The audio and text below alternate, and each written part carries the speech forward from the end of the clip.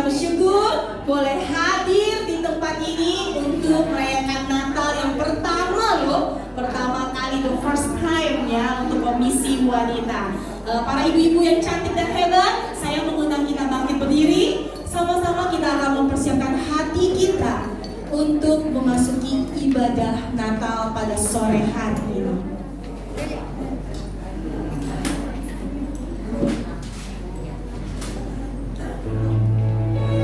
Kita mau sama-sama menundukkan kepala, merenungkan, memberikan hati kita, menyiapkan hati kita untuk memasuki saat teduh sebentar sebelum kita memulai ibadah kita hari ini.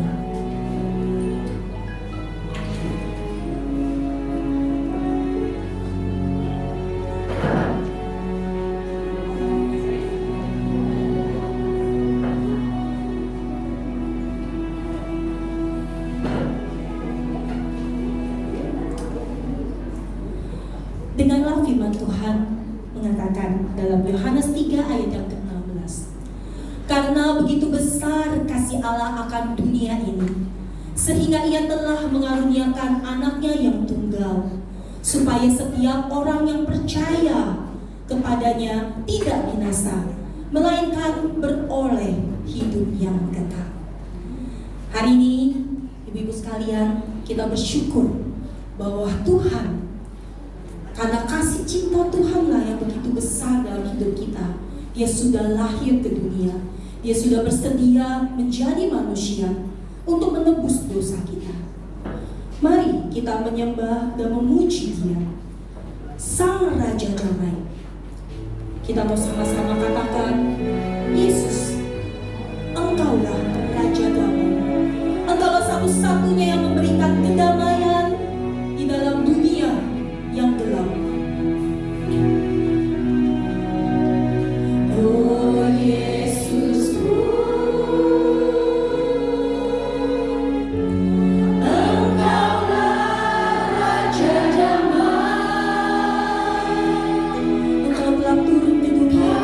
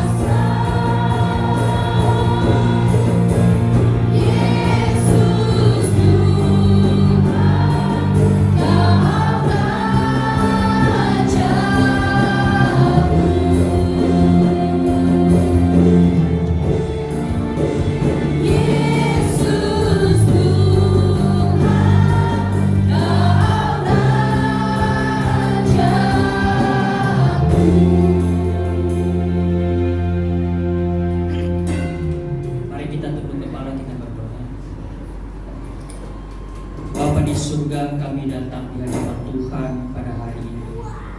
Dengan kerendahan hati kami tunduk di hadirat-Mu. Kami menyadari akan setiap kehidupan kami.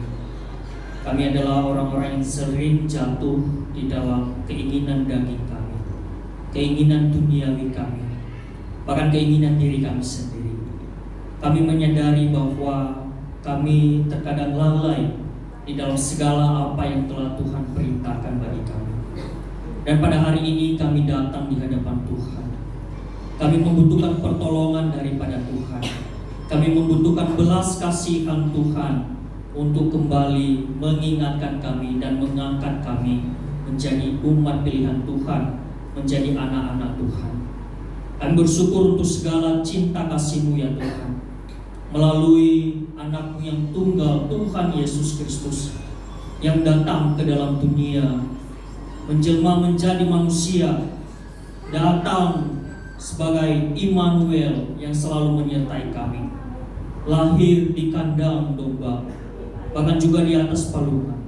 Terima kasih Tuhan, itu membawa kami, mengingatkan kami bahwa begitu besar kasih-Mu bagi setiap kami.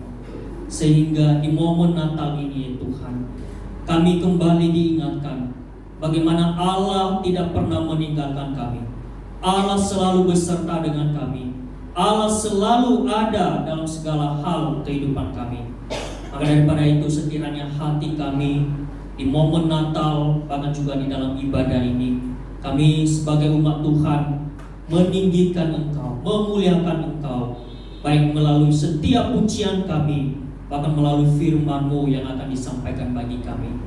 Sekiranya kabar sukacita itu kami dapat benar-benar telaah di dalam hidup kami, bahkan kami bisa menjadi garam dan terang. Tidak hanya saja sebatas mengikuti ibadah di tempat ini, bahkan ibadah Natal Komisi Wanita, tetapi benar-benar kami nantinya bisa menjadi garam dan terang dimanapun kami berada. Terima kasih Tuhan, terpujilah nama-Mu, Allah yang telah mati di atas kayu salib, Allah yang telah mencurahkan darahnya yang kudus bagi kami melalui Yesus Kristus.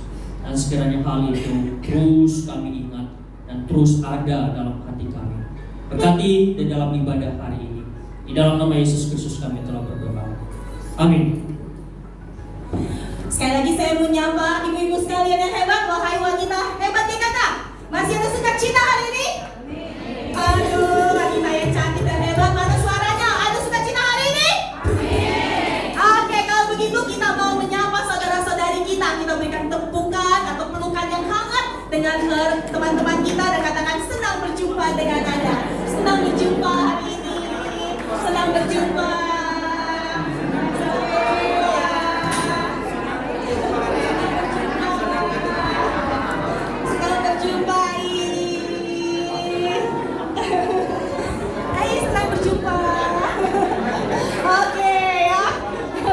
Kalau yang Musa nggak boleh pelukan ya, Musa nggak boleh. Kalau Yai boleh lah ya, saling berpelukan ya. Kita bersama-sama di hari yang sukacita, hari yang spesial. Kita mau mengangkat suara kita. Kita mau memuji dan memuliakan Tuhan. Karena hari ini adalah hari yang spesial. Tuhan kita sudah lahir. Biarlah semua suara memuji Tuhan. Kita sudah bergema. Mari berikan tepuk tangan dan suara kita ibu-ibu. Kita mau memuji Tuhan.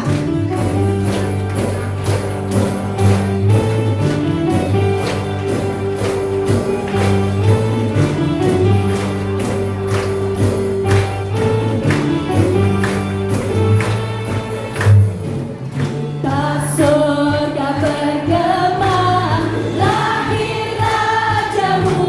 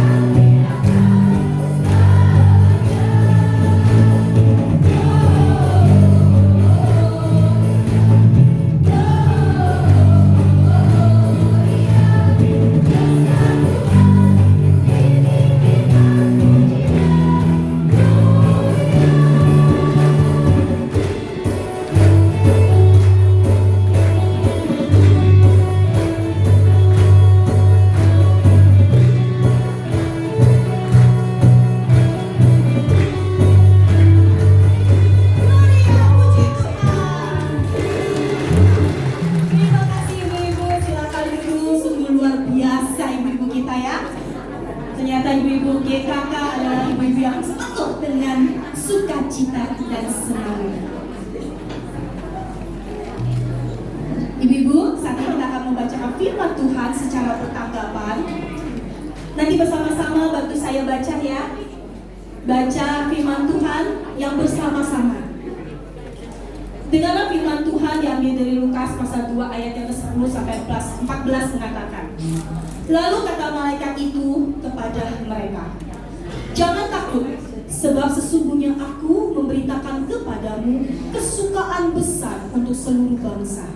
Hari ini telah lahir bagimu juru selamat, yaitu Kristus Tuhan di kota Daud. Dan inilah tandanya bagimu, kamu akan menjumpai seorang bayi dibungkus dengan lampin dan terbaring di dalam palungan. Dan tiba-tiba tampaklah bersama-sama dengan malaikat itu sejumlah besar para pegawai sorga yang memuji Allah. Mari bersama-sama ya Bapak Ibu. Kemuliaan bagi Allah di tempat yang maha tinggi, dan damai sejahtera di bumi di antara manusia yang berkenan kepadanya. Amin. Demikian firman Tuhan pada hari ini. Dan saat ini sebelum kita mendengarkan firman Tuhan, kita akan mendengarkan satu pujian, persembahan pujian dari saudari kita Serdi. Kepada Serdi dipersilakan.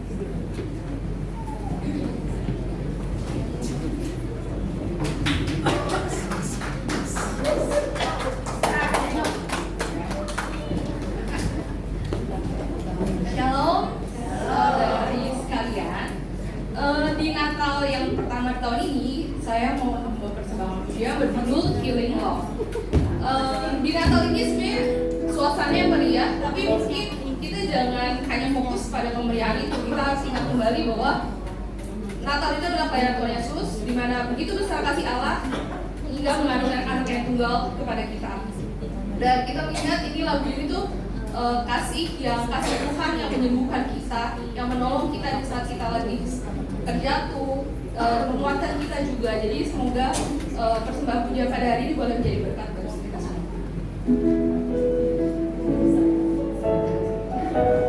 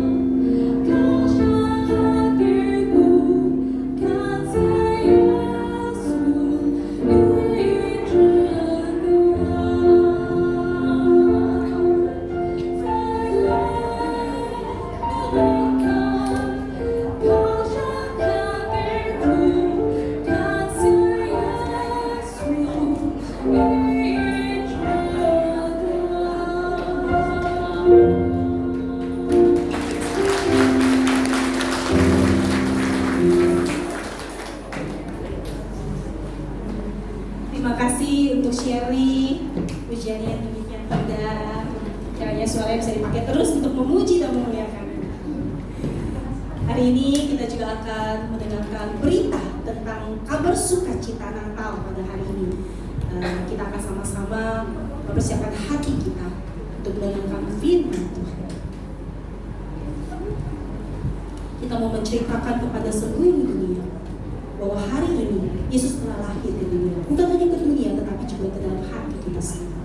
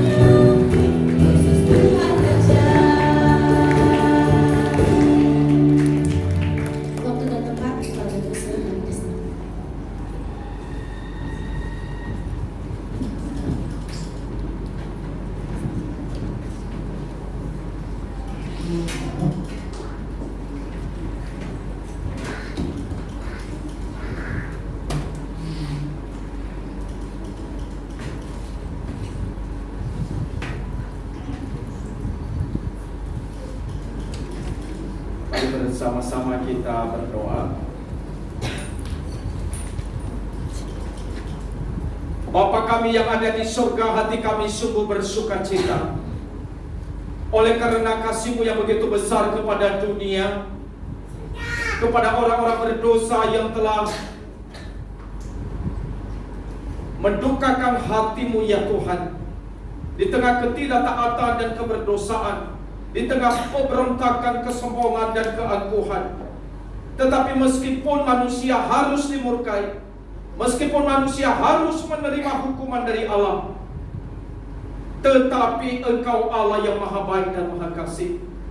Engkau rela menganugerahkan keselamatan melalui Putra-Mu yang tunggal yang telah Engkau utus, Yesus Kristus, datang ke dunia, lahir di palungan, di tempat yang begitu sederhana, demi kami yang hina, yang bodoh, dan yang tidak layak ini. Sungguh Tuhan, betapa besarnya Engkau mengasihi kami. Layaknya kami harus dihukum, tapi oleh anugerah-Mu kami hidup. Tuhan, patutlah kami bersukacita sore hari ini.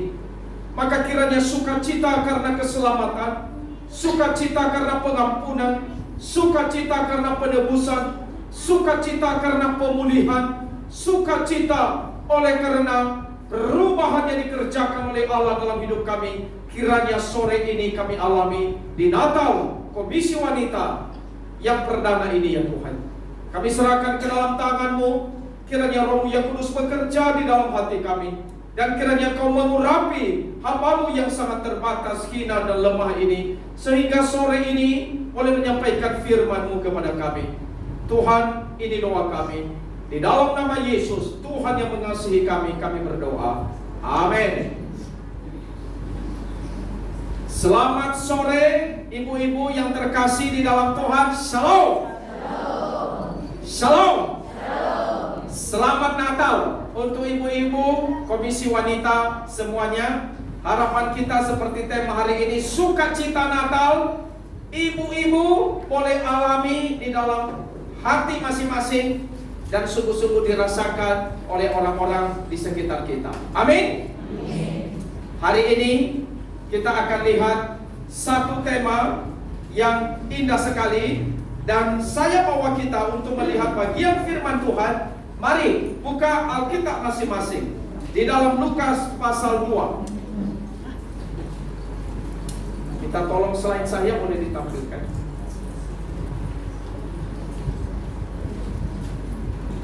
Mari kita buka Lukas pasal 2 ayat 8 sampai 20. Tetapi saya akan membaca terlebih dahulu ayat yang 8 sampai yang ke-12 saja dulu kita baca ya. Lukas 2 ayat 8 sampai 20, tapi kita baca dulu sampai ayat 12. Jadi saya baca ayat 8, Bapak Ibu ayat 9 ya. Kita bergantian. Baik, saya mulai, judulnya Gembala-Gembala. Di daerah itu ada gembala-gembala yang tinggal di padang, menjaga kawanan ternak mereka pada waktu malam.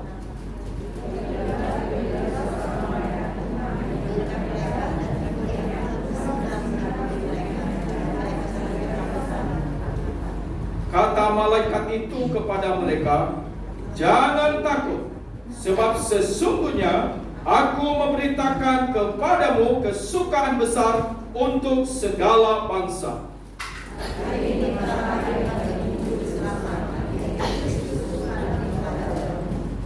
Inilah tandanya bagimu, kamu akan menjumpai seorang bayi yang dibedung dan terbaring di dalam palungan." Kita baca sampai situ, nanti saya jelaskan baru baca lagi di ayat-ayat berikutnya. Saudara, tema yang diberikan sore ini adalah kasihnya membawa sukacita. Ini tema yang indah, sangat baik sekali, karena memang kasih Allah itu pasti membawa sukacita di dalam hati kita. Nah, ibu-ibu yang terkasih di dalam Tuhan, saya pernah mendengar sebuah gereja, mereka mengadakan perayaan Natal yang sangat meriah.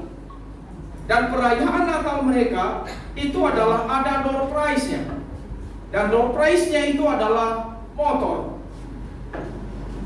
Saya membayangkan kalau Natal Komisi Wanita yang perdana ini punya door prize motor, kira-kira apa yang terjadi? Hah? Senang ya? Baik, saya yakin senang. Kira-kira yang hadir sebanyak ini atau lebih banyak dari ini? Kira-kira sebanyak berapa? 1000 bisa jadi. Apalagi kalau disiarkan di mana-mana ya. Nah, itu pasti bakal banyak yang datang. Dan satu lagi, saya yakin pasti tidak ada yang mau pulang. Pasti menunggu sampai selesai. Benar kan ya? Biasanya baru selesai firman Tuhan semua udah kosong. Banyak yang keluar ya. Ke toilet nggak balik-balik lagi ke ibadah. Saya yakin kalau ada vario ini nggak bakal pulang. Pasti tunggu sampai selesai. Dan satu lagi, pasti waktu dapat ada yang sukacita, tapi banyak juga yang kecewa. Nah, saudara-saudara, memang perayaan Natal itu terkadang seringkali memang diwarnai dengan sukacita seperti ini ya. Bisa saja ada yang mengatakan perayaan Natal kasih iPhone, kasih TV dan macam-macam begitu ya. Tetapi begini ibu-ibu yang terkasih di dalam Tuhan, sebenarnya perayaan Natal sebenarnya kalau kita perhatikan tidak ada kaitannya dengan semua yang seperti yang kita lihat ini. Karena di dalam perayaan Natal yang pertama, ibu-ibu yang terkasih dalam Tuhan, itu nggak ada yang namanya door prize. Di dalam perayaan Natal yang pertama itu nggak ada yang namanya dekor seindah yang di depan ini. Tidak ada waktu itu dipasang lalu kemudian ada tulisan kasihnya membawa sukacita. Gak ada ibu-ibu. Gak ada dekor-dekor yang indah kayak begini, ada lampu-lampu yang begitu menarik di mata kita. Natal yang pertama sebenarnya itu adalah sangat berlangsung dengan sangat-sangat sederhana sekali. Sederhana itu adalah di kandang, dekat kandang. Dan di kandang itu pasti yang ada rumput-rumput. Dan ada palungan di sana. Palungannya gak dihias seperti palungan yang sekarang kita lihat. Itu palungan yang sangat-sangat sederhana. Dan tidak hanya itu, dia juga lahir dalam keluarga yang sangat sederhana. Tempat tinggal yang sangat sederhana. Tidak ada jabatan yang dimiliki oleh Tuhan Yesus. Dia hadir dalam wujud yang orang lain gak bisa lihat atau pertimbangkan. Wah, dia ini sebagai raja yang besar. Karena saudara-saudara tidak ada tanda yang dunia pertimbangkan bahwa dia punya kebesaran. Tuhan Yesus itu lahir di balik daripada kemewahan. Dia hadir dengan sangat sederhana. Makanya kalau kita lihat ya, sebenarnya Natal tidak ada kaitannya dengan semua seperti door prize yang tadi.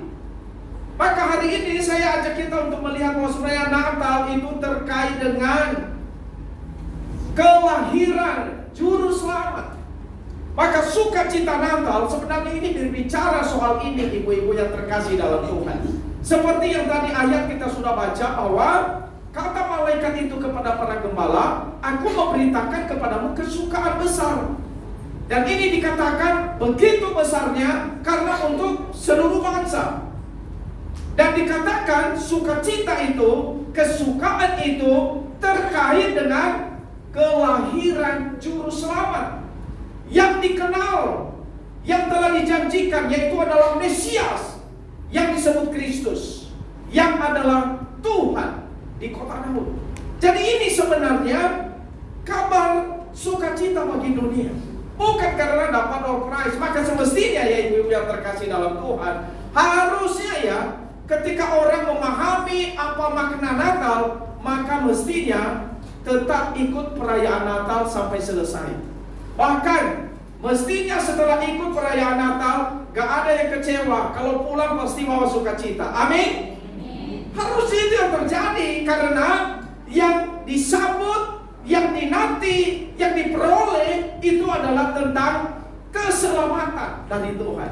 Maka kami berharap ibu-ibu yang hadir di sini di Natal pertama Komisi Wanita ini, yang ibu-ibu dapatkan adalah anugerah keselamatan yang penuh sukacita, damai sejahtera di dalam hidup kita masing-masing. Amin. Nah, ibu-ibu yang terkasih di dalam Tuhan, kalau kita lihat bahwa kelahiran Kristus memang untuk membawa keselamatan. Kenapa? Karena memang manusia itu sudah jatuh dalam dosa. Realita tentang dosa itu sudah sangat nyata di tengah-tengah kita, ibu-ibu. Gak usah kita bicarakan lagi, sangat nyata, termasuk di dalam diri kita sendiri. Kita bisa perhatikan ya, misalnya penjara yang pintunya selalu tertutup, tetapi kenapa orang di dalam penjara itu bukan makin berkurang, tapi makin bertambah, makin sesak, makin gak muat? Ayo, kenapa? Ada yang mau kasih jawaban? Kenapa di setiap kota? Kenapa di setiap negara? Kenapa di seluruh dunia ada yang namanya penjara? Dan bukan hanya zaman sekarang, dari dulu sudah ada penjara. Kenapa? Ibu-ibu yang terkasih dalam Tuhan, ini fakta bahwa memang dosa ada. Ini fakta bahwa kejahatan karena dosa itu juga ada di dalam dunia ini. Dan kejahatan itu sudah sangat mengenyangkan kita ketika kita membuka berita. Kita buka TV, kita berharap dapat informasi yang bisa membangun kita, membuat kita maju, memberi pengertian, pemahaman buat kita. Tapi terkadang kita harus akui, berita-berita di TV bikin kita jadi orang yang justru down secara mental, secara rohani. Karena yang kita saksikan apa? Ini anak bunuh orang tuanya. Barusan kan, yang baru umur 12 tahun dia bunuh ibunya. Gara-gara apa ya? Saya nggak tahu. Saya cuma kemarin istri saya pulang, kami pelayanan, dia bacakan tuh ceritanya. Saya cuma nggak terlalu, saya bilang udah cukup ceritanya. Pusing dengar kabar kayak begitu. Anak baru 12 tahun, baru SD loh, sudah bunuh mamanya. Belum lagi misalnya peristiwa-peristiwa di sekolah yang beberapa waktu yang lalu, bagaimana anak-anak SD juga bisa bunuh temannya. Belum lagi mereka yang terjadi di SMA, di universitas. Waduh, menyedihkan kita. Belum lagi yang barusan EBG yang ada mobil tabrak anak-anak, katanya ada yang meninggal ya. Itu yang terjadi di Cilincing ya. Ini kan semua fakta kejahatan. Jadi kalau kita perhatikan, oh memang realita dosa ada di sekitar kita. Bencana yang terjadi misalnya sekarang di Sumatera, apakah itu bukan fakta adanya dosa? Coba kalau orang-orang di sana mereka menjaga, memelihara hutan dengan baik, mereka menjaga pohon, jangan sembarang tebang pohon, jangan sembarang bakar hutan, jangan sembarang hancurkan ini, hancurkan itu. Saya yakin itu bencana nggak terjadi, amin. Tapi karena mereka merusak hutan, karena keserakahan, karena pingin kaya, sangat ego. Dan inilah dosa. Dosa itu merusak lingkungan, bukan memelihara. Dan itulah kejahatan. Dan belum lagi kalau kita melihat seluruh umat manusia sudah terikat dengan dosa. Siapa yang gak terikat dengan dosa? Siapa yang gak dipermudah dengan dosa? Saudara, diri kita sendiri ketika kita berkaca, kita harus akui di dalam diri kita sendiri ada kuda liar yang belum bisa kita kendalikan. Ada kuda liar yang mengatur kita, yang begitu kekuasaannya begitu kuat, sehingga terkadang untuk hal tertentu kita bisa tangani, untuk hal tertentu di dalam diri kita gak bisa kita tangani. Makanya jangan salah, ada orang-orang yang masih suka dosa-dosa tertentu. Ada orang-orang yang sangat suka dosa mencuri, dosa main judi, dosa hutang, pinjol, hutang kartu kredit, macam-macam. Karena apa? Karena ada kuda liar yang belum bisa dikendalikan di dalam dirinya dia. Dan kita perhatikan realita dosa itu juga menunjukkan manusia itu punya kekosongan di dalam jiwanya. Mereka hidup tanpa Allah. Dan orang-orang yang hidup tanpa Allah, kita melihat saudara, itu adalah orang-orang yang jauh dari Tuhan. Dan kalau realita dosa itu benar-benar ada di sekitar kita, maka kita melihat sebenarnya murka Allah itu sudah sangat dekat dengan kita. Murka Allah itu sudah sangat dekat. Kita itu ibarat orang yang sedang ada di sebuah batu yang banyak lumutnya. Kita sedang berdiri di atasnya, dan ibarat orang yang tinggal jatuh, tinggal menunggu dia terpeleset, tinggal tunggu dia terpelanting. Itulah kondisi manusia. Tinggal menunggu kapan murka Tuhan akan jatuh atas kehidupannya. Karena realita dosa itu adalah telah membawa manusia di bawah penghukuman Tuhan. Dan itu adalah untuk seluruh umat manusia. Makanya saudara-saudara, kalau kita melihat kehidupan kita begitu mengerikan di dalam dunia ini, saudara, banyak orang mungkin gak sadar, dia berenak-enak, berfoya-foya di dalam dunia ini, tapi seringkali tidak mereka memikirkan kebutuhan manusia terkait dengan hal-hal yang rohani.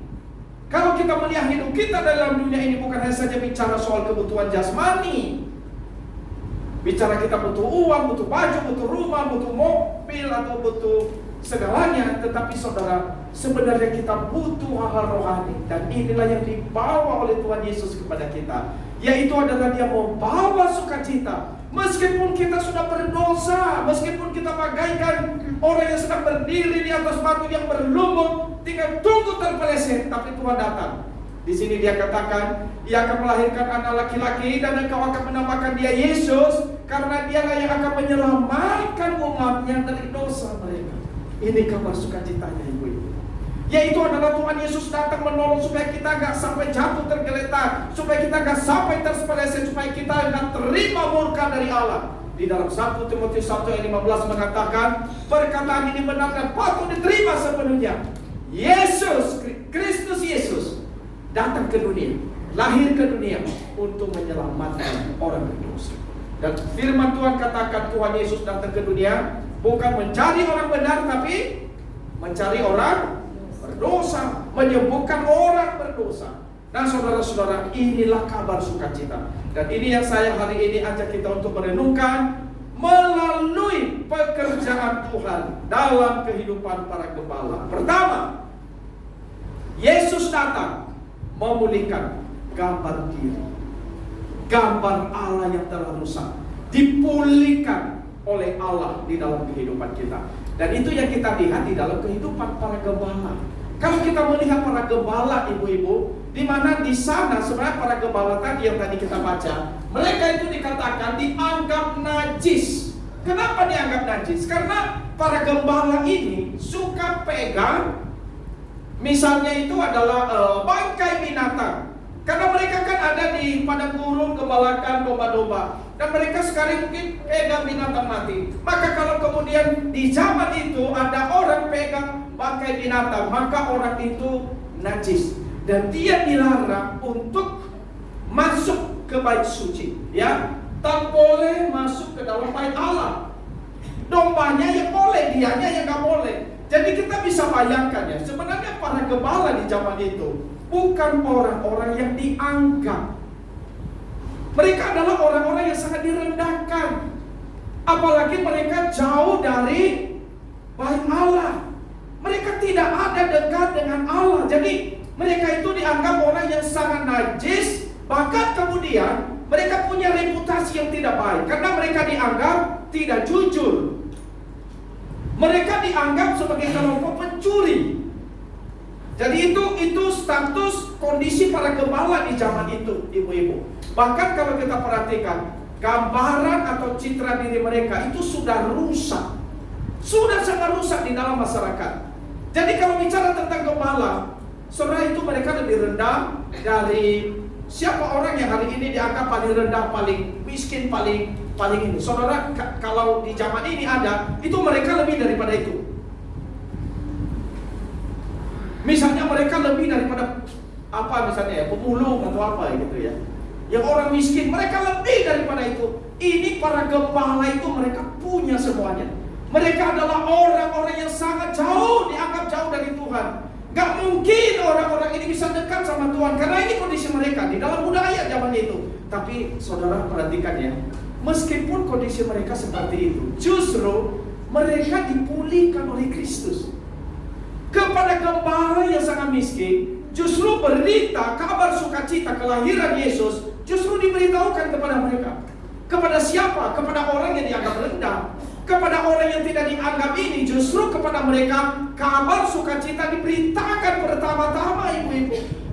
Dan kita melihat itu relasi mereka dengan Tuhan bisa dipulihkan, relasi mereka dengan sesama diperbaiki, relasi mereka dengan diri mereka juga dibetulkan. Sehingga akhirnya mereka punya satu gambar diri, satu citra diri yang lebih baik. Yang tadinya mungkin mereka malu-malu, yang tadinya mereka mungkin merasa rendah diri, yang tadinya mungkin mereka merasa, aduh kami ini udah gak ada gunanya lah, kami ini hanya orang asing lah, orang yang gak berguna lah, orang yang memang hidup kami seperti ini. Tapi justru kedatangan Kristus, kelahiran Kristus, Natal itu membawa pemulihan di dalam kehidupan mereka. Ini sungguh-sungguh luar biasa, ibu-ibu yang terkasih dalam Tuhan. Makanya kita melihat inilah sukacita Natal, saudara.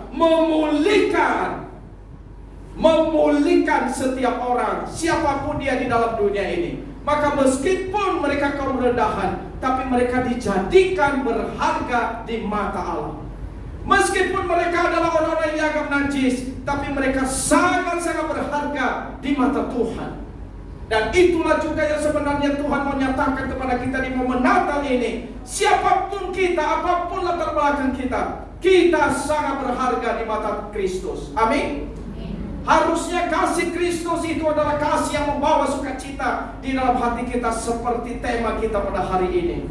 Maka ibu-ibu yang terkasih di dalam Tuhan, mari kita perhatikan ya. Ada satu cerita yang pernah saya dengar tentang anak burung Raja Wali dipelihara oleh induk ayam. Pernah gak memikirkan apa yang terjadi kalau induk ayam, ibunya ayam lah ya, ayam, dia pelihara anak burung Raja Wali. Nah, karena dari kecil anak burung Raja Wali itu diambil, lalu dia ada di bawah ayam, maka burung Raja Wali ini pola pikirnya adalah saya anak ayam. Karena dia dari kecil sudah didoktrin, sudah bergaul sama ayam, maka kemudian dia berpikir saya anak ayam. Dia kemudian ikut kayak ayam. Ayam, ya seperti ayam. Dia lupa kalau dia bisa terbang tinggi. Dia lupa kalau dirinya justru bisa makan ayam. Tapi karena dari kecil waktu dia terus besar, dia selalu mengingat saya anak ayam. Dan herannya lagi ibu-ibu, karena pola pikirnya udahlah saya anak ayam, dia kemudian merasa ya memang saya udah jadi korban lah. Saya ini udah korbannya begini. Kan banyak orang sekarang merasa ya saya memang udah beginilah, akhirnya saya jadi korban. Dan berapa banyak orang merasa dirinya itu adalah korban apa? Korban toksik, benar ya? Korban fitnah, korban media sosial, korban apa lagi ya? Korban suami, korban anak, korban tetangga, korban bos. Merasa diri dikorbankan, ditumbangkan, akhirnya merasa diri memang saya udah begini. Tetapi saudara-saudara yang terkasih di dalam Tuhan, mari kita perhatikan bahwa kedatangan Tuhan Yesus ke dalam dunia, justru kedatangannya itu adalah untuk memulihkan gambar diri kita yang rusak, untuk menolong kita supaya kita justru keluar dari segala perasaan, dari pikiran yang merasa saya korban, daripada segala ikatan yang mengikat pikiran yang telah menghancurkan kita sehingga kita gak berfungsi sebagaimana mestinya. Itulah yang dilakukan oleh Kristus. Maka Yesus datang itu untuk memulihkan gambar diri yang rusak.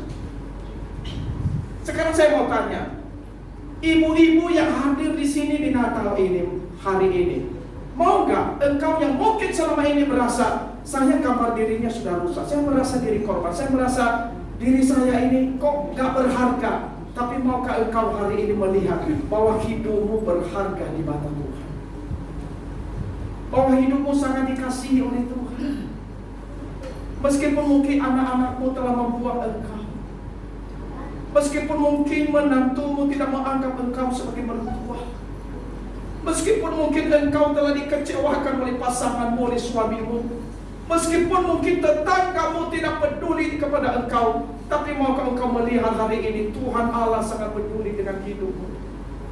Maukah engkau melihat itu? Maukah engkau melihat bahwa Natal ini adalah untuk membawa sukacita, membawa damai, membawa sejahtera di dalam hatimu? Saya mau tanya, ibu-ibu yang mau hari ini hidupnya dipulihkan oleh Tuhan, boleh angkat tangan. Adakah yang hari ini mau berkata, Tuhan aku mau dipulihkan. Aku mau dipulihkan oleh Tuhan. Saudara silakan turunkan tangan. Saudara-saudara, itulah yang Kristus lakukan kepada kita di dalam dunia ini. Dia mau memulihkan kita. Ada seorang anak, dia berkata, dia lahir dalam satu keluarga, dan kemudian anak itu, orang tuanya bilang kepada dia, gara-gara kelahiran kamu, papa mama jadi orang yang makin bangkrut. Papa mama makin jadi orang yang makin gak sejahtera. Gara-gara kelahiran kamu, kita makin gak diberkati di dalam usaha, dalam pekerjaan, kita suka sakit-sakitan. Tahu gak ketika anak dengar kalimat itu, hatinya sejahtera? Pasti dia sangat sakit hati. Tetapi anak itu untuk dia berjumpa dengan Kristus.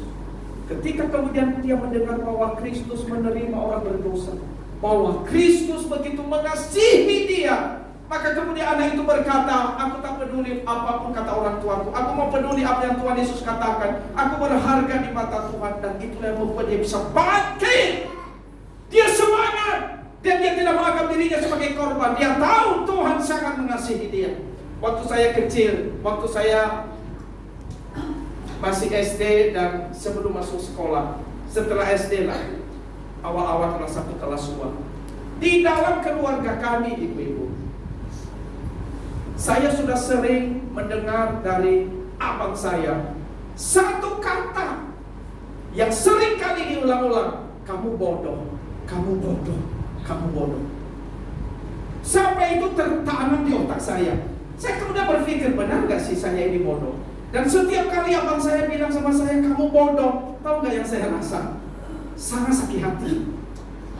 Benar gak ini saya bodoh? Sampai akhirnya saya bertumbuh jadi anak yang sangat introvert, gak berani terbuka, dan sangat malu, gak berani berbicara di depan umum kayak begini. Menatap mata orang saya gak berani. Jangan lihat saya hari ini bisa berdiri, bisa khotbah kayak begini. Jangan lihat, ini saya cerita masa lalu saya yang memang saya menghadapi satu masa yang tidak mudah. Sampai hampir-hampir kepikiran saya mau bunuh diri. Saya bilang, kenapa rumah ini tidak bersahabat buat saya? Kenapa kau gak memberikan yang mana di dalam rumah? Semestinya saya diterima, disayangi, ditolong. Bagaimana saya bisa bertumbuh menjadi anak yang baik, tapi kenapa rumah modelnya kayak begini? Hampir-hampir saya mau ambil satu pilihan, saya mau lari dari rumah. Biarkan.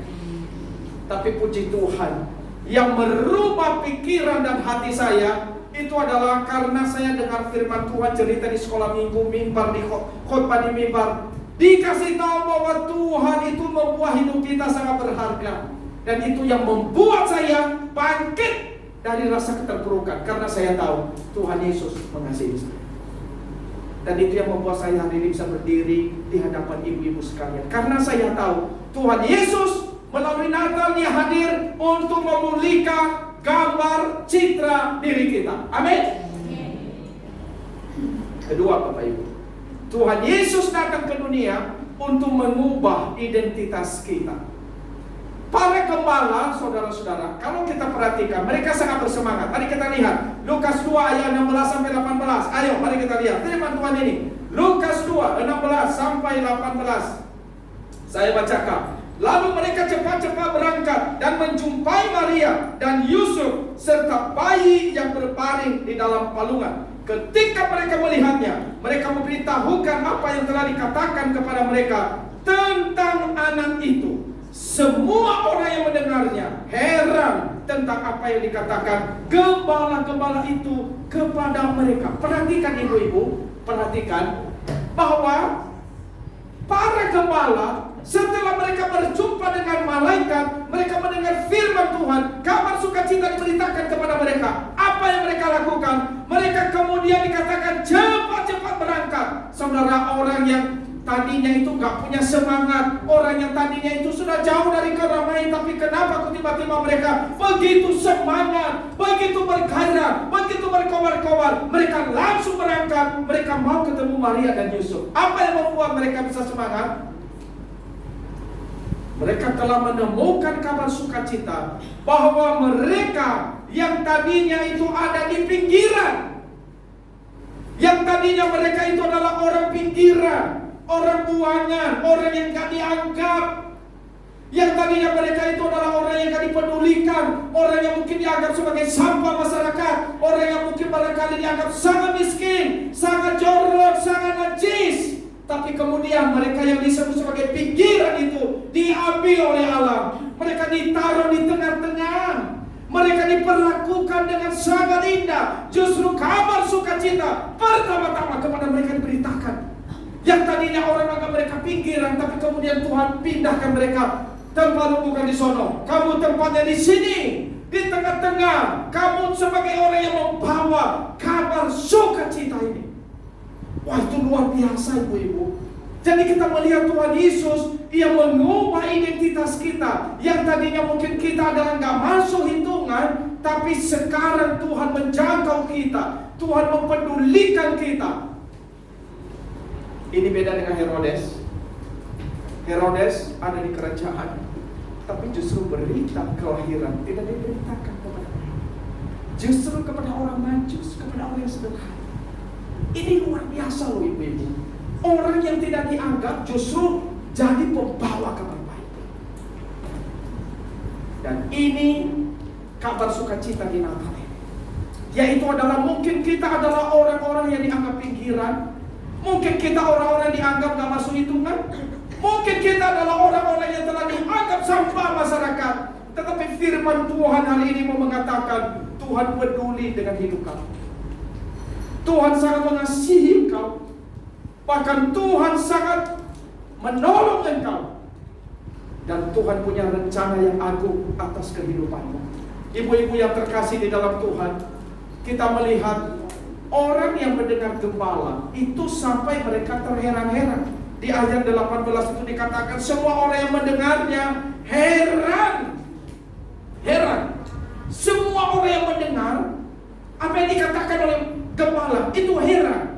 Ini seperti para gembala itu sedang ngajar seperti saya ini, sampai orang terkagum-kagum itu apa itu yang dia katakan. Seperti orang mungkin sedang bikin ngajar di kelas gitu atau apa gitu ya. Sampai orang, ini luar biasa. Ini satu kabar baik. Nah saudara-saudara, Tuhan punya rencana di dalam kehidupan para gembala, menjadikan mereka sebagai orang yang penting, menjadikan mereka sebagai orang pembawa kabar baik, menjadikan mereka, mengubah mereka, memberi mereka satu status yang baru, tempat yang baru, identitas yang baru, sebagai orang saksi Kristus. Maka saudara-saudara yang terkasih dalam Tuhan, mari kita pikirkan ya, kita punya posisi penting di dalam rencana Tuhan. Di dalam dunia ini kita punya posisi penting, siapapun kita. Kita adalah saksi-saksi Tuhan. Saudara, saya mengingat beberapa dari jemaat kita yang dulu hidupnya itu sangat kacau. Misalnya, Musa Adi pernah pakai contoh, itu adalah apakah istrinya ada di sini, mamanya Fendi, Kok Fendi? Nggak ada ya? Oh ya, istri nggak ikut ya. Nah itu Ferry yang suka main musik itu, itu adalah papanya yang kita baptis mungkin 2 tahun yang lalu apa, kurang lebih 2 tahun. Jadi dia itu seorang yang sebenarnya tatuk ya, nggak bisa tatuk yang tusuk sini, tusuk sono gitu loh. Kalau di Sikawa kan bisa tusuk sini ya, nembus sini nggak apa-apa kan, bisa tusuk di ini, di hidung, di lidah, macam-macam kan, itu tatuk ya namanya ya. Nah, dia bisa kayak gitu dulu. Tapi kemudian dia bertobat, terima Tuhan Yesus. Dia ikut gereja kita. Waktu saya dengar kisah dia, saya sangat kaget. Dia cerita waktu itu kelas katekisasi, lalu saya dengar kisah dia kayak begitu. Wow. Saya tanya, kenapa kemudian Ko Fendi ini mau ikut Tuhan? Tahu gak kenapa dia bilang saya mau ikut Tuhan, akhirnya ikut gereja mau baptis? Di sini lagi. Dia bilang, gara-gara istri saya. Kenapa istrinya kok? Dia bilang, istri saya ini dulu agak keras, suka emosi dan malu. Tapi kok tiba-tiba kemudian istri saya sangat lemah lembut, gak gampang marah. Dia melihat karena istrinya udah mulai rajin ke gereja, dia melihat perubahan. Akhirnya istrinya yang sudah lebih duluan datang ke gereja membawa dia. Akhirnya gara-gara istrinya, suaminya ikut ke gereja dan akhirnya mereka dua-duanya dibaptis di sini. Kalau baptisnya pas di baptis. Jadi kita melihat ya ibu-ibu, ini sebenarnya ada rencana Tuhan di dalam kehidupan kita. Mungkin kita ini orang yang sederhana, tapi sebenarnya Tuhan mau pakai kita menjadi saksinya di tengah-tengah dunia ini. Mungkin kita gak jago bicara seperti para gembala, tapi mungkin kita hanya tadi seperti istri Kofendi itu yang mungkin berubah sikapnya. Tapi jangan salah, perubahan sikap yang terjadi yang kita bisa tunjukkan di rumah kepada suami yang tadinya bawel sekarang agak diam, yang tadinya keras kepala sekarang agak lemah lembut, yang tadinya mungkin agak malas sekarang lebih rajin, yang tadinya mungkin suka ngomel-ngomel sekarang justru lebih memahami, lebih peduli. Wah, itu khotbah yang lebih kuat daripada perkataan. Dan saya yakin tindakan seperti itu bisa dipakai Tuhan memenangkan suami, memenangkan seisi keluarga. Dan itu tujuan Tuhan, rencana Tuhan yang sangat-sangat indah dalam kehidupan kita. Makanya saudara, Tuhan Yesus itu sebenarnya mau datang mengubah kita, mengubah identitas kita menjadi orang yang penting di dalam dunia ini. Saya mau tanya, ibu-ibu mau gak menjadi orang yang penting di hadapan Tuhan? Mau? Natal ini Tuhan Yesus datang untuk mengubah posisi engkau, supaya engkau yang tadinya mungkin begitu keras kepala dijadikan lembut. Yang tadinya mungkin engkau adalah seorang yang malas berdoa, tapi Tuhan mau ubah hidupmu seorang yang rajin berdoa untuk suamimu, rajin berdoa untuk anakmu, rajin berdoa untuk keluargamu. Yang tadinya mungkin engkau malas melayani, Tuhan mau ubah engkau, mau beri engkau identitas yang baru, rajin melayani, bersemangat seperti para gembala. Ibu-ibu yang ada di sini mau bersemangat? Amin. Terakhir, kalau udah terakhir udah pada senang ya. Yesus memberikan arti dan tujuan hidup. Amin.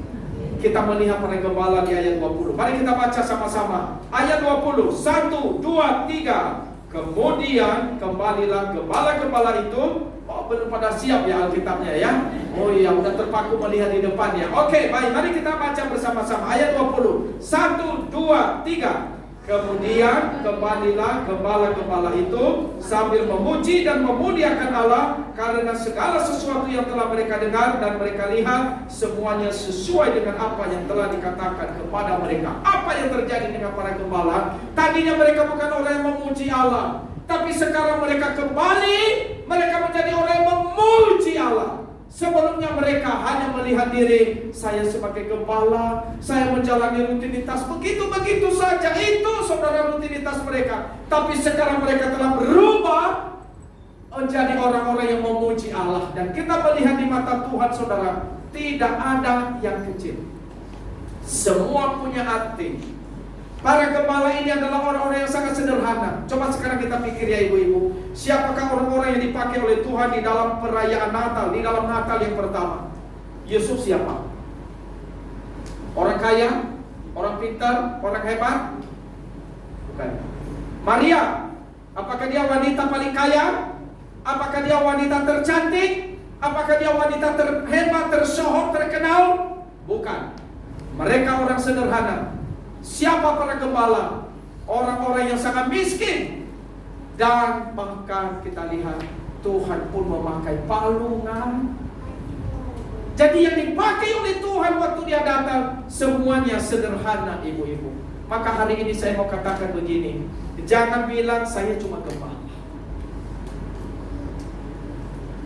Ibu-ibu jangan berkata saya cuma orang biasa. Ibu-ibu jangan berkata saya cuma ibu rumah tangga, kerjanya tiap hari bangun pagi, masak, cuci baju, pel, gosok, apa gitu. Jangan bilang begitu. Jangan bilang. Karena para gembala juga mengalami hal ini. Tapi sekarang mari melihat ada rencana Tuhan di dalam hidupku. Jadi jangan bilang saya sekolah rendah, saya sudah tua, nggak bisa jalan. Faktanya kan masih bisa ikut komisi wanita kan? Masih bisa jalan kan? Kayak Ai yang di belakang ini, wow joget. Saya kalah loh, dia masih lebih hebat jogetnya loh dibanding saya loh. Jangan bilang saya sudah tua, jangan bilang saya sekolah rendah, jangan bilang saya orang sederhana. Mari perhatikan ibu-ibu, lihat seluruh rencana Allah. Kita adalah bagian di dalam kerajaan Allah. Kita dipanggil untuk melayani, menyelamatkan banyak jiwa. Ada seseorang bertanya kepada orang yang sedang bekerja di dalam jadi orang ini hanya tukang batu, tukang pecahkan batu sedang membangun suatu istana.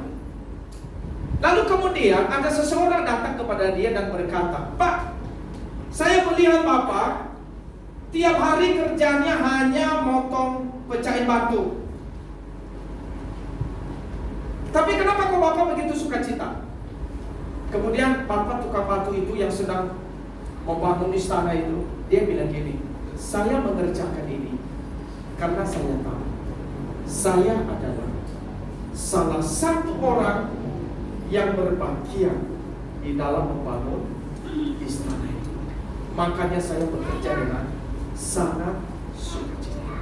Coba perhatikan, orang ini pikirannya adalah dia melihat seluruh rencana Allah, rencana besar. Bukan hanya pada, oh saya cuma tukang batu.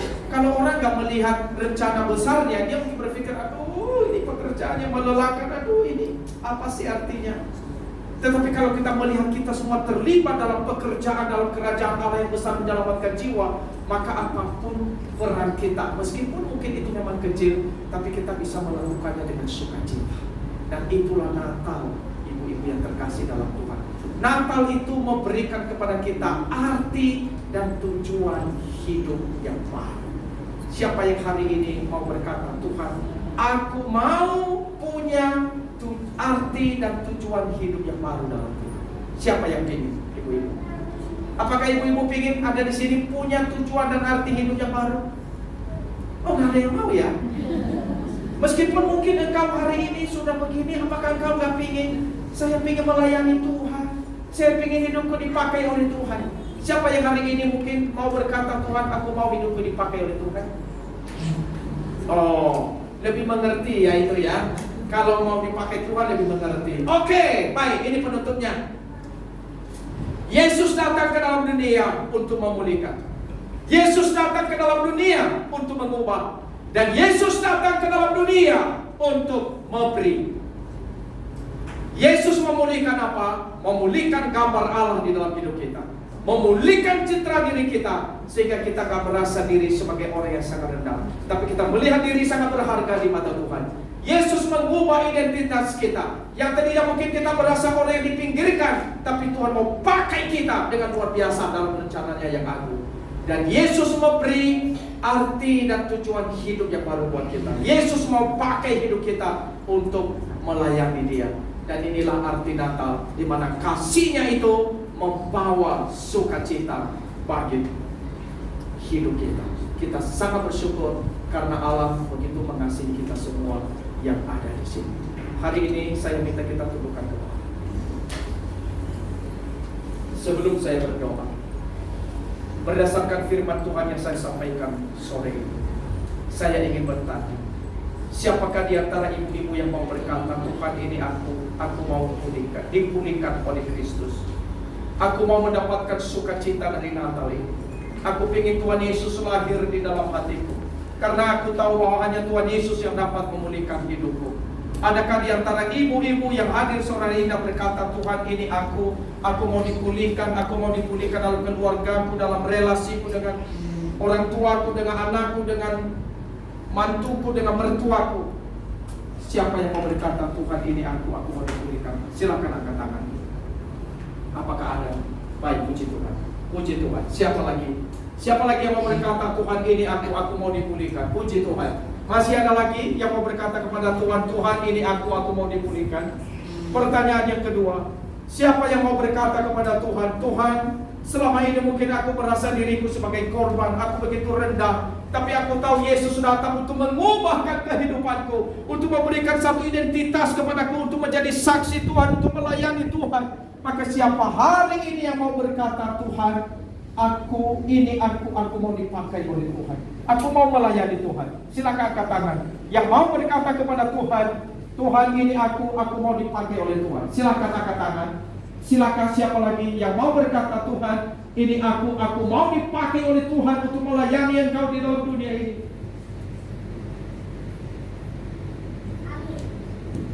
Yang ketiga, berdasarkan firman Tuhan ini saya bertanya kepada ibu-ibu, siapakah yang juga mau berkata kepada Tuhan, Tuhan, setelah aku mendengar firman Tuhan ini, aku tahu bahwa aku punya arti dan tujuan hidup yang baru, maka aku mau hidup benar, hidup kudus, hidup takut akan Tuhan, hidup mau sungguh-sungguh melakukan firman Tuhan di dalam kehidupanku. Hari ini siapa yang mau berkata kepada Tuhan, Tuhan, aku persembahkan hidupku sebagai persembahan yang hidup yang kudus kepada Tuhan. Silakan angkat tangan. Masih ada lagi? Masih ada lagi. Baik, puji Tuhan. Sekarang saya undang saudara yang tadi sudah angkat tangan, berkenankah Anda untuk mau maju ke depan dan kami akan mendoakan Anda. Hamba-hamba Tuhan akan mendoakan Anda hari ini. Saya undang untuk yang angkat tangan, boleh berdiri di depan sini. Siapa yang digerakkan oleh Tuhan, yang Roh Kudus bekerja di dalam hatimu, dan hari ini Tuhan mau memanggil engkau, Tuhan mau memanggil engkau, menggenapi rencananya di dalam kehidupanmu. Datanglah, hampiri Tuhan, datang ke hadapan takhta Tuhan dan berkata, Tuhan, aku mau dipakai oleh Tuhan, aku mau terima Engkau sebagai Tuhan dan Juru Selamatku, aku mau persembahkan hidupku kepada Tuhan. Masih adakah yang masih duduk? Masih adakah yang mau, Tuhan, aku mau serahkan hidupku di momen Natal ini untuk dipakai oleh Tuhan? Masih ada? Ibu-ibu yang ada di duduk, jangan ragu, jangan bimbang.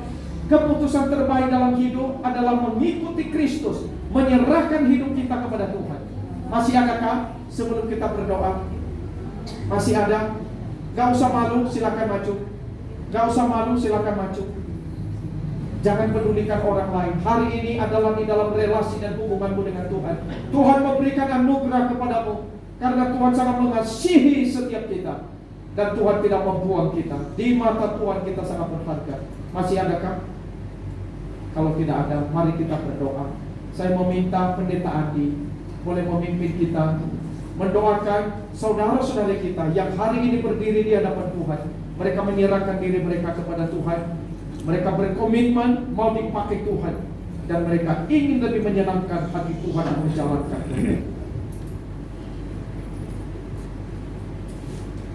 Bapa di dalam surga, kami bersyukur Tuhan untuk beberapa orang yang berdiri di depan Tuhan ini.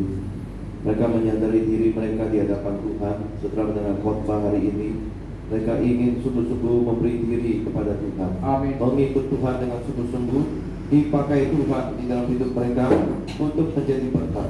Mohon Tuhan berkati mereka, komitmen mereka, janji mereka hari ini, dan kami percaya tidak ada yang mustahil di usia mereka. Tuhan tetap bisa pakai mereka di dalam keluarga besar, di gereja, dimanapun mereka berada. Mereka boleh menjadi saksi Tuhan yang membawa perubahan. Hidup mereka boleh menjadi berkat bagi orang-orang sekitar mereka, Tuhan. Teguhkan iman mereka, teguhkan komitmen mereka, teguhkan apa yang mereka janjikan ini. Biar seumur hidup mereka, selanjutnya dari hari ini, mereka lebih sungguh-sungguh lagi melayani Tuhan dengan lebih giat lagi. Pakai mereka dengan segenap tenaga, segenap kekuatan. Tuhan beri kesehatan, beri keberanian, beri kemampuan lebih, agar hidup mereka menjadi berkat besar ya Tuhan. Kami bersyukur kepada Tuhan sekali lagi untuk komitmen mereka. Tuhan pelihara senantiasa. Ada janji Tuhan yang menyertai dalam setiap komitmen yang mereka berikan. Terpujilah Tuhan. Di dalam nama Tuhan Yesus kami menyerahkan mereka dan kami berdoa. Amin. Amin. Baik, kita silakan duduk kembali. Mari kita nyalakan diri kita masing-masing. Saya meminta pengurus boleh maju ke depan, dan kita akan menyalakan diri, dan nanti pengurus akan membagikan diri kepada saudara-saudara sekalian. Yang belum dapat diri, silakan boleh periksa diri masing-masing. Yang belum dapat, boleh Ada rekan-rekan pengurus yang siap membagikan akar lilin ini. Masih ada yang belum dapat, boleh angkat tangan. Baik, semua sudah dapat ya.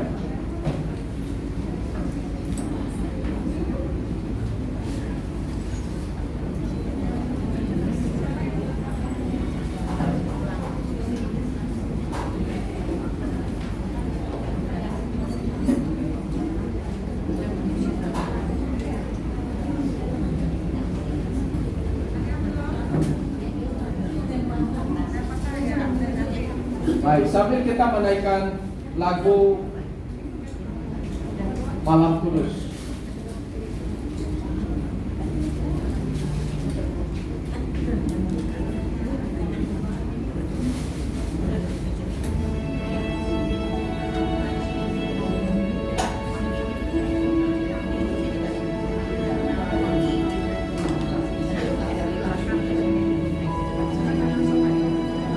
Silakan rekan-rekan pengurus membagikan lilin dan kita naikkan pujian ini Malam Kudus Sunyi Senyap.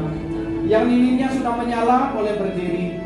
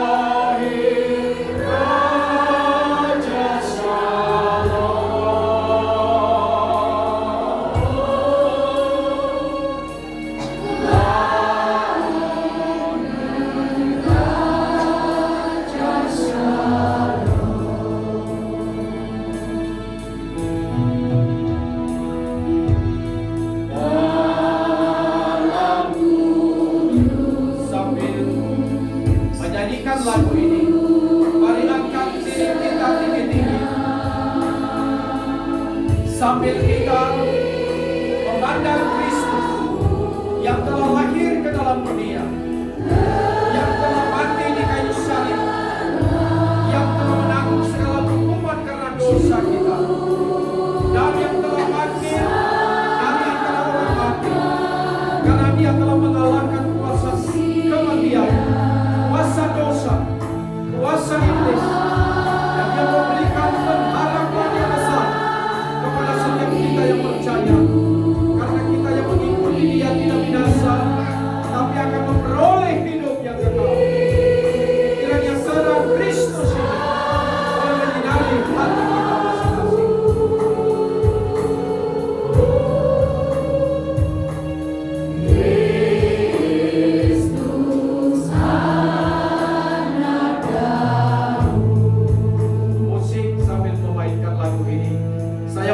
kita berdoa secara pribadi di momen Natal ini.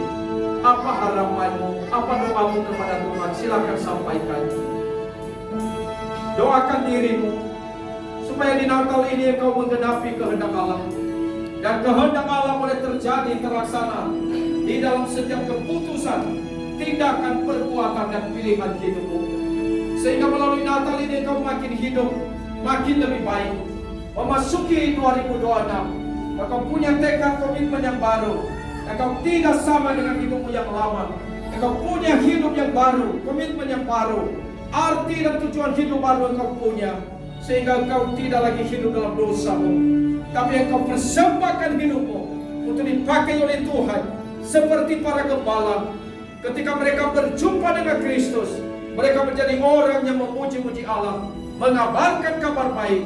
Hidup mereka menjadi saksi Tuhan di tengah dunia ini. Biarlah kita yang hari ini merayakan Natal, kita juga dipakai Tuhan. Mulut kita memuji Allah, hidup kita menyenangkan hati Tuhan, dan kesaksian yang kita berikan menuntun setiap orang mendengar dan menyaksikan kasih Kristus yang membawa sukacita bagi dunia ini.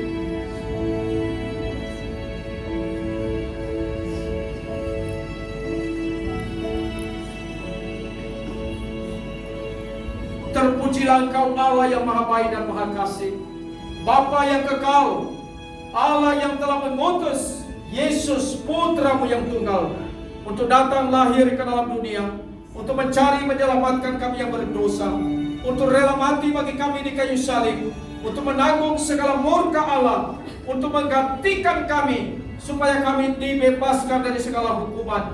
Dan kami bersyukur karena Kristus yang datang, Kristus yang mengasihi kami, Kristus yang datang, Kristus yang menebus, yang telah menganugerahkan keselamatan, memberikan janji bahwa kami yang percaya kepada Yesus tidak binasa, tetapi memperoleh hidup yang kekal. Kami berdoa untuk setiap kami yang telah percaya, kiranya hati dan iman kami boleh terus dikuatkan, sehingga sungguh-sungguh kami mengikuti Tuhan untuk percaya terus. Dan kami yang telah mengenal Tuhan, biarlah kami juga hidup di dalam kebenaran, dalam ketaatan, dalam kekudusan, mau melayani Tuhan, menjadi berkat bagi sesama kami. Dan untuk setiap kami yang hari ini belum mengalami kasih Kristus, kami belum percaya Yesus sungguh-sungguh, kami doakan, berikan kasih karunia-Mu, sehingga di dalam hati masing-masing anak-anak-Mu ambil keputusan menyambut Engkau, karena Kristus satu-satunya jalan bagi keselamatan kami. Terima kasih Tuhan, kiranya seperti lilin yang ada di tangan kami, biarlah demikian terang ini menerangi hati kami. Dan kiranya seperti lilin ini, biarlah demikian hidup kami menerangi sekitar kami. Terima kasih Tuhan, ini doa kami. Terpujilah Tuhan, dalam nama Yesus, Juru Selamat kami yang hidup, kami berdoa. Amin. Mari kita tiup lilin kita bersama-sama.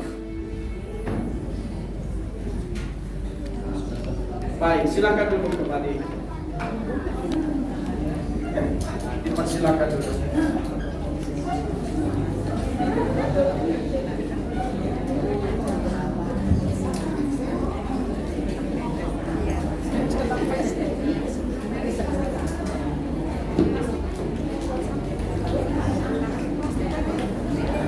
Dan ibu-ibu, kita bersukacita ya hari ini sudah memuji Tuhan dan mendengarkan firman. Kiranya kasih Tuhan, kasih yang sudah datang turun ke dalam dunia membawa sukacita bagi kita senantiasa sampai nanti kita kembali kepada Bapa di surga. Hari ini kita juga akan bersama-sama mempersiapkan persembahan kita untuk Tuhan. Kita mau mempersembahkan yang terbaik karena sukacita kita bisa menyembah Tuhan.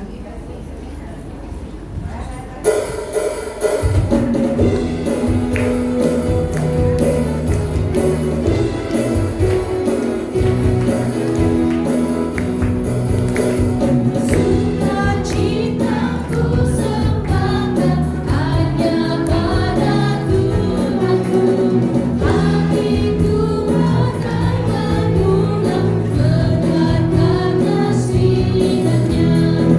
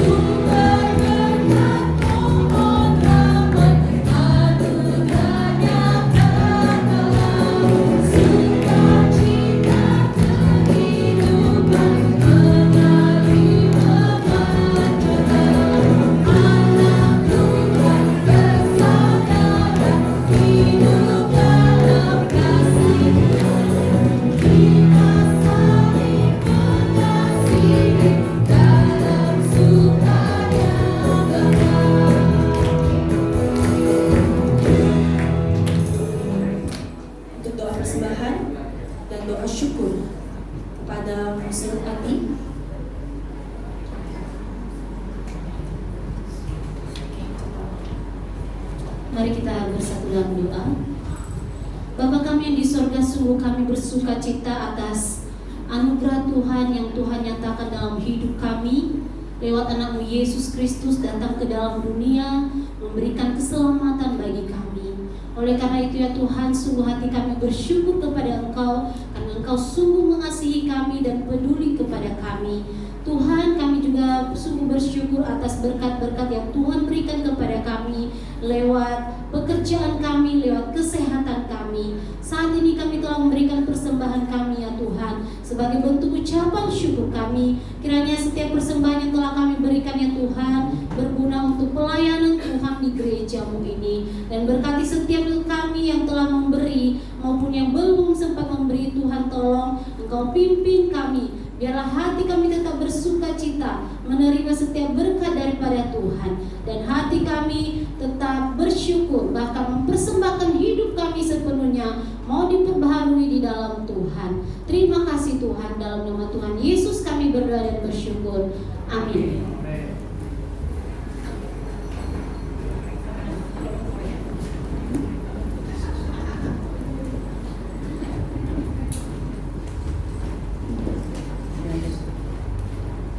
Baik, shalom jemaat yang dikasihi Tuhan. Ada sukacita? Ada sukacita? Tolong angkat tangannya kalau ada sukacita. Siapa yang diberkati oleh firman Tuhan hari ini? Puji nama Tuhan ya. Semua kita yang ada di tempat ini semua terberkati oleh kebenaran firman Tuhan dan lewat Natal hari ini. Kita mau menyanyikan lagu pujian We Wish You a Merry Christmas dulu sebelum warta disampaikan. Ya, mari kita menyanyikan We Wish You a Merry Christmas.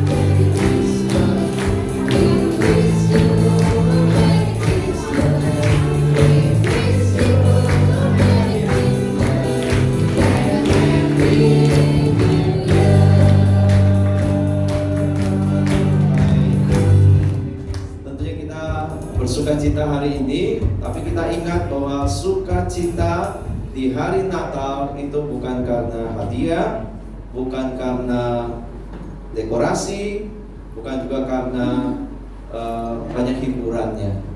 Tapi sukacita Natal ada karena Tuhan Yesus lahir. Kasih-Nya di palungan itu untuk manusia, sehingga kita boleh bersukacita hari ini. Mari kita semua pulang dengan hati bersukacita. Yang sudah menerima Tuhan, mari terima berkat dari Tuhan hari ini. Kiranya kasih dari Allah Bapa di surga yang begitu nyata mengutus anaknya ketunggal, kasih ini tinggal di hati saudara. Kiranya damai sejahtera dari Juru Selamat kita selalu melingkupi hidup kita, dan pertolongan dari Roh Kudus, persekutuan dengan Roh Kudus itu memberikan kita kekuatan dan sukacita yang melimpah, dan hidup kita dipakai Tuhan menjadi berkat dimanapun berada. Tuhan memberkati dari hari ini sampai selama-lamanya. Amin. Oke, mau salam-salaman? Kita nyanyi sekali lagi lagu ini, bersalam-salaman ya. Selamat Hari Natal.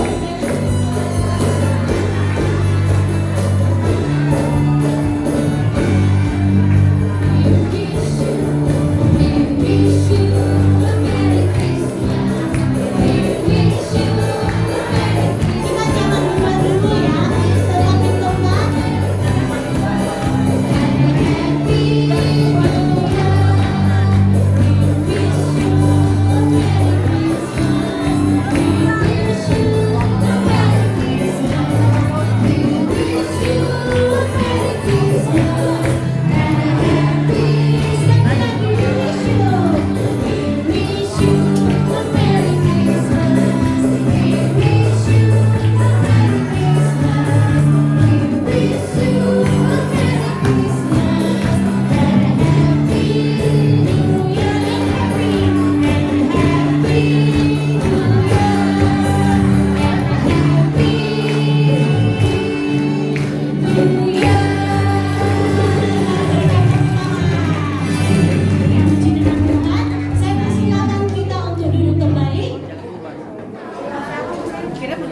Ya, kita mau foto dulu, pengurus-pengurus ya, foto dulu baru siapkan yang lain-lain ya. Foto dulu baru warta sebelum bubar semua.